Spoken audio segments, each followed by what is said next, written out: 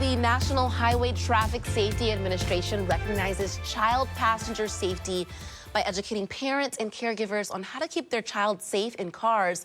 According to the NHTSA, on average, 3 children a day under the age of 13 are killed.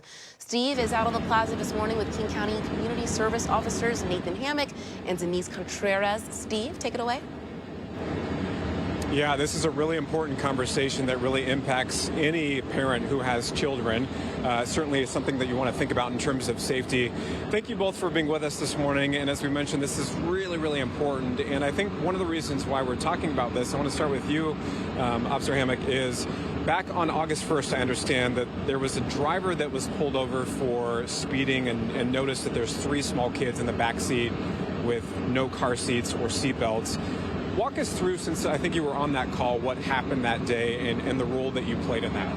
Yeah, absolutely. I was called, they stopped the individual, and I was called because the kids didn't have car seats. It was a Mustang. There were 3 small kids in the back seat, and we used our resources at the precinct. We had car seats to give them. I brought them out, installed them for them, showed them how to do it. Ended up putting one in my own van because there wasn't enough space, helped the parents transport the kids to the daycare, and then we gave them all 3 car seats at the end so they could keep and use in the future for when they need it. And I know one of the questions that get raised is, in that type of situation, is a parent or guardian cited in that situation? I understand they were not, but what are some of the penalties that somebody could face if a child is not properly secured in a car seat or not sitting properly in a vehicle? I'm not too sure exactly, exact fines or anything, but I do know there are fines associated with it. I also know that if a parent proves that they bring a car seat in, or that they had a car seat installed and they can prove that they, actually have one now and that it's properly installed, they can get the fines removed or waived. So. Thank you for sharing that. And I want to bring you into the conversation, Officer Contreras here. Why is it important, at least for some community service officers, for instance, to be trained in things like car seat installation, even if, somebody who is in that position may not be a parent? It's important because when we do run into traffic stops, a lot of people are not familiar, especially first-time parents, are not familiar with how to install the car seats or the safety of it, the transition of when the child should go to a different car seat.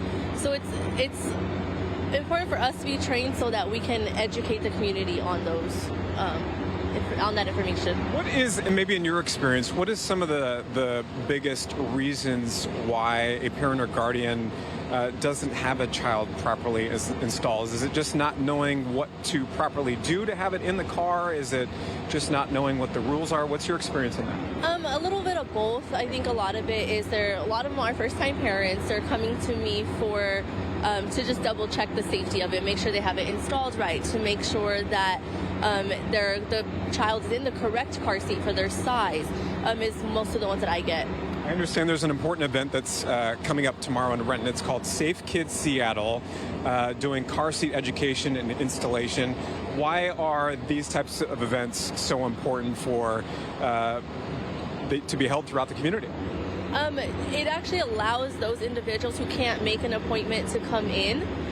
Myself and Nate have both attended those events to help the community out with that. We've done numerous car seats. We've provided car seats to them at those events because we've had individuals come in that don't have any. So it allows us to be able to educate them even more, spend more time with them one-on-one to do that, and to provide them the means of car seats if they need it. I obviously know that there are some differences in how car seats are made, but there's some basics I think that we can pass along to some of our viewers, and you're going to actually help show how to properly install one of these car seats, and I think, Nate, you're going to kind of describe it for us as she does the demonstration, right?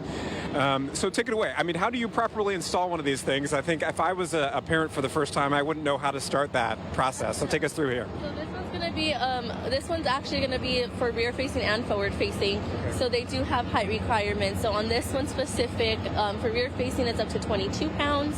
And then after the 22 pounds, you want to put it forward facing for that child. So there's 2 different ways to install them rear facing. You can either do the anchors that the car seat comes with, or you can do it with the seat belt, which is how we have it installed right now. And you'll want to make sure that it does not move an inch side to side, and then that way you know it's secured in the car seat. Are there some examples on when most people kind of run into trouble when it's not properly secured? Does it have to do with the belts down here, for instance? Usually, yeah. A lot of the time, a lot of people think it's safer to have anchors and the seatbelt connected when really it's equally as safe with one or the other.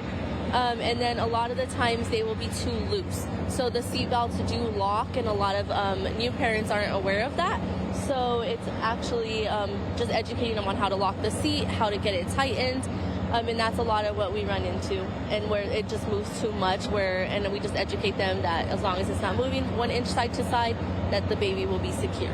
Admittedly, I don't have any children, but I think one thing that sort of surprised me in learning the past couple of weeks is there are expiration dates for these things too. There is, yes. Usually car seats are around 7 to 8 years for each car seat. It's usually on that either the back side of the car seat or on the bottom.